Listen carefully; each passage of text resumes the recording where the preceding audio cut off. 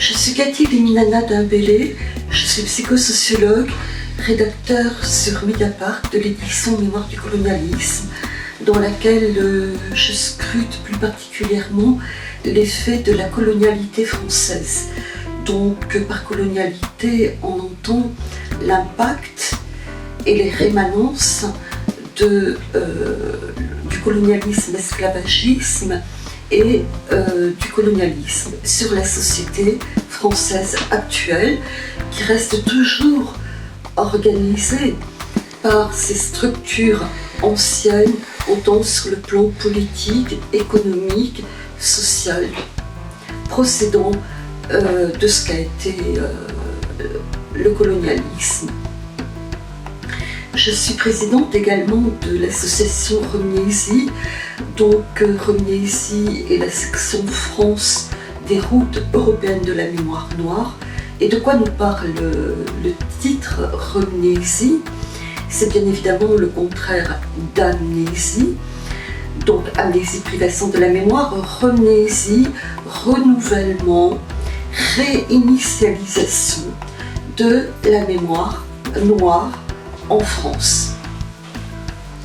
Cette mémoire noire, partant déjà du principe que la mémoire est le contenant du vécu traumatique, est toujours en grande souffrance parce qu'elle obéit au diktat de l'assimilation des Noirs au républicanisme français, sachant que ce républicanisme français prend pour marque temporelle 1789, à un moment où la Déclaration universelle des droits de l'homme ne concerne en fait que les Blancs. Et à l'heure actuelle, ce que nous déplorons, c'est que la légitimation des Noirs passe toujours par le diktat blanc. Donc la subjectivation de l'homme noir ne peut pas toujours s'accomplir dans la mesure où sa définition ontologique repose toujours sur ce paternalisme blanc, sur cette origine que l'homme noir aurait dans ce que l'homme blanc a déclaré être bon et légitime pour lui, comme lors de l'abolition de l'esclavage.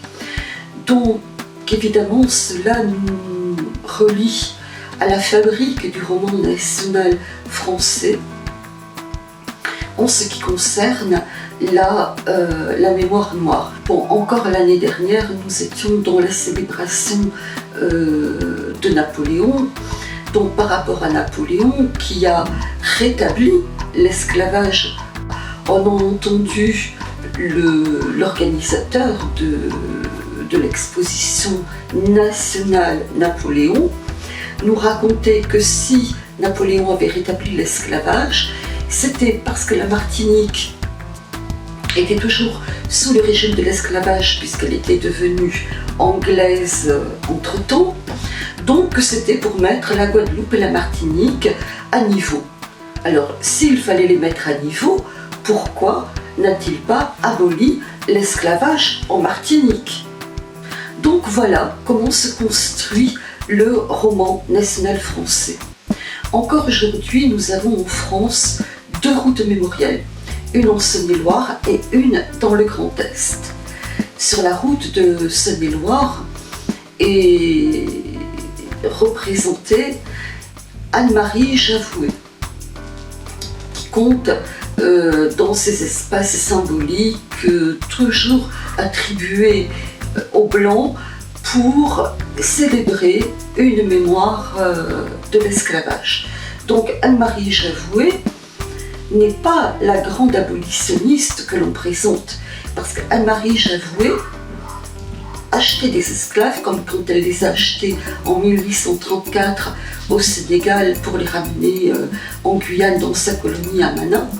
Et si elle les affranchissait, c'était pour les soumettre d'emblée au régime du travail forcé, parce qu'il faut savoir quand même à cette date-là que la traite était interdite, pas encore l'esclavage, mais la traite oui.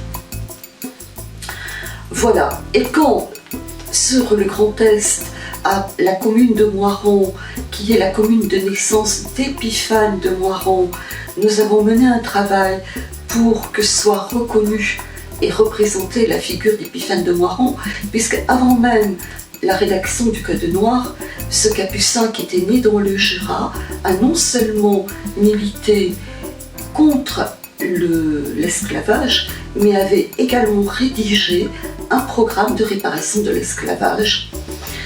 Ce qui a gêné et dont nous nous sommes fait rebouter, ça a bien été évidemment la partie réparation de l'esclavage.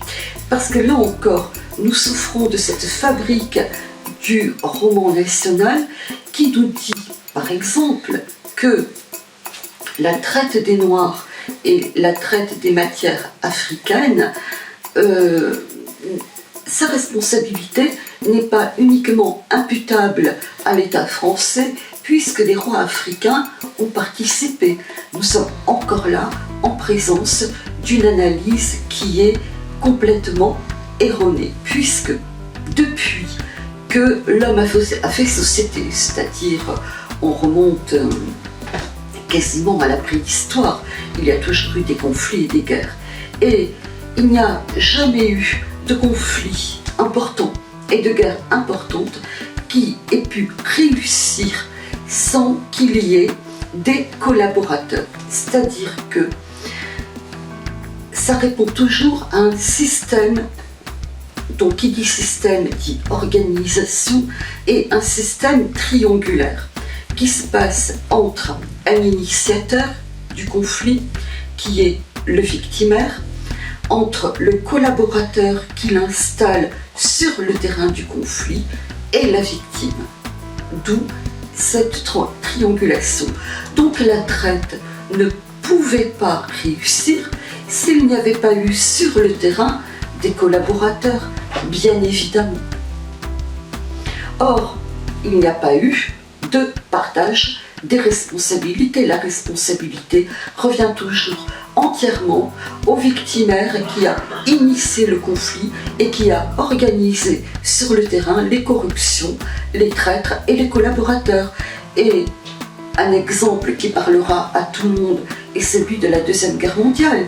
C'est très exactement comme si chaque fois que l'on parle du fascisme, on dédouanait Hitler de l'entière responsabilité au prétexte qu'il y a eu des collaborateurs en France, et d'ailleurs à un tel point que ça a pu nous mener au régime de Vichy. Or, nous ne parlons jamais d'une Deuxième Guerre mondiale ou du fascisme qui aurait édulcoré la responsabilité d'Hitler au prétexte qu'il y aurait eu ses collaborateurs en France.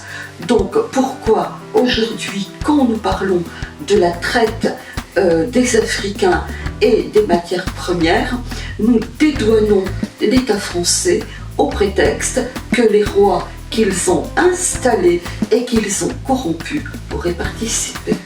Donc nous voyons bien qu'une réalité n'existe jamais a priori, mais qu'elle existe toujours à partir des chaînes de perception que l'on a organisées.